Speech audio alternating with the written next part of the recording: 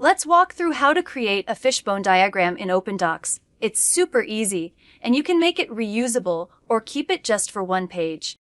If you want a reusable version, hit the plus icon next to any node and pick New Component Page.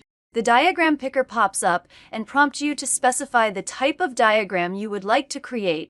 Head over to Mind Maps and choose Fishbone Diagram. You'll land in the editor with a clean layout that's perfect for mapping out causes and effects. Feel free to build everything from scratch or let Create with AI give you a quick jump start.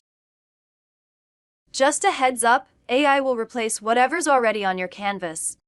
Once the draft is generated, you can drag things around, rename branches, and expand the diagram until it fits your analysis perfectly. When finished, hit Save, then click the back arrow to return to your page.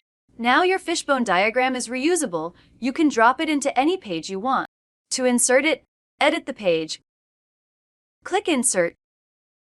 Choose Mind Maps and select Import Existing. Pick your diagram, and boom, it's right there on the page. If you only need the diagram once, you can create it directly.